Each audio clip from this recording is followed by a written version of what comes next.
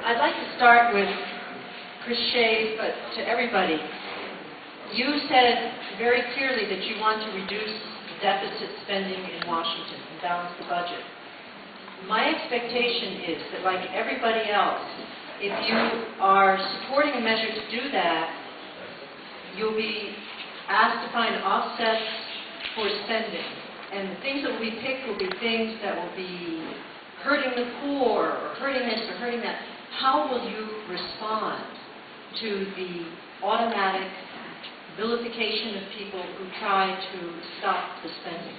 So I thought of starting with Chris because he's had Washington experience, but I'd like to hear from everyone. Yeah, we'll just keep rotating.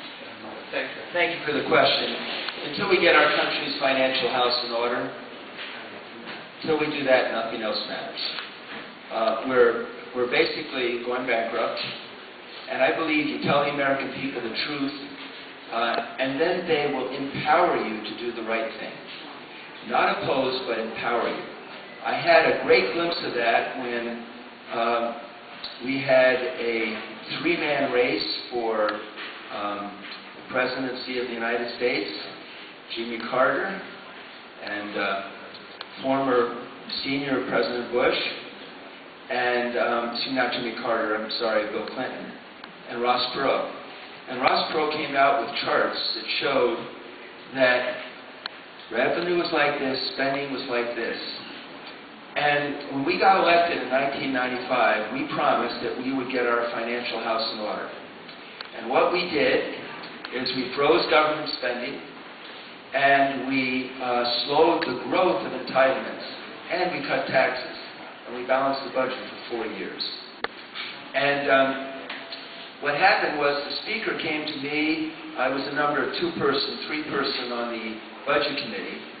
He came to John Casey, who was the chairman, and a few of the others, and said, we got to make sure the appropriators don't spend too much, and the Ways and Means don't tax too much and entitle too much, and commerce. And we got a group of us to take on our appropriators. We lost that when Newt was no longer there, and the Grab-and-Rudman rules that enabled us to enforce the budget were taken out. To answer your question about taking the heat, honestly, we have to totally reform entitlements. We have to. We have no choice. You need to reform entitlements so they're there, and when I talk about Medicare and Medicaid, so they're there for future generations. So my conversation is going to be, if you want it for your kids and your kids' kids, we have to reform it. We have to change it. We have to not be as generous in some instances. And we have to downsize government. Now that will be a pleasure.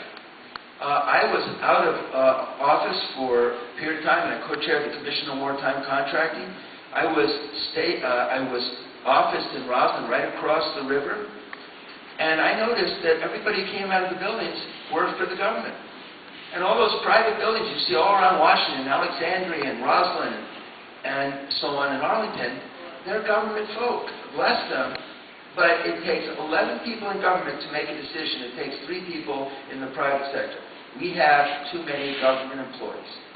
And so I have no problem going to anyone and saying, how does the Department of Education help your school system in Woodbury? How does the state? And you know, you're going to be hard-pressed to get a good answer. They can be much smaller, so could the Department of Energy. So we're going to downsize government with pleasure. My model is a governor who happens to be from New Jersey. It's straight talk, he's not arrogant, and I'll sink or swim in that direction. Okay, the way I see it, the way I see this is this. If you send me to Washington, my job would be to make Washington as irrelevant as possible in your life. Now, Washington doesn't have any problems with revenues. They have problems with spending. Chris has been there, he's seen that. If I start using terminology that is used in Washington, D.C., most of us will be lost. What is this guy talking about? The truth is this. Cut spending. How do you do that? Federal agencies, 10 to 15%. Reduce them. Reduce them. Before making adjustments in our lives, we're not taking the long vacations we used to take. We're not buying the expensive cars. We're adjusting our lives according to the financial situation that we're facing. Let the Washington, D.C. do the same thing. Adjust to it. Eliminate certain agencies completely. Start with IRS. Start with IRS. Department of Education, what is it doing? Energy Department. We have so many departments that we don't even know what they do except spending billions of dollars from our tax money. So we have to reduce the government. Now, the other thing, entitlement. We have to stop being politically correct. If we don't do that, we're not going to be able to reform it. We have people that, I think it's 43% of the U.S. population right now, that is receiving some sort of government assistance. The liberals, the left, that's what they want. Create dependency on the government. Because once you depend on the government, you become a voting bloc for them. We have to face that. Tell them, face this group of people, and explain to them that conservatism works. We as conservatives and Republicans sometimes are ashamed to proclaim our conservative values. Reagan did it, and it worked very well. If we do it again, just explain it properly, and embrace it fearlessly, it's a theory that works. We just have to go out there and educate the public that liberalism enslaves you. Conservatism liberates you. We have to liberate the individual and limit the government as much as possible. That would be my job if I go to Washington, D.C. As I said before, make Washington as irrelevant as possible in our lives. Thank you. Well spoken, Peter. The way to reduce spending is across-the-board spending cuts, to bring government spending back to its 2008 levels.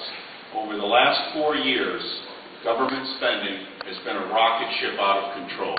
We need to reform entitlements and cut spending across the board in our government, with special emphasis on the Department of Education and the Department of Energy. I believe the Department of Defense has to retain its strength, but the Department of Energy and the Department of Education can be substantially cut because they're, in my opinion, beyond the proper scope of the Constitution. If we stay within the proper bounds of the Constitution, we will have balanced budgets and we will have ourselves a federal government that's in control. The problem is unconstitutional expansion of federal powers. That is the essence of our deficit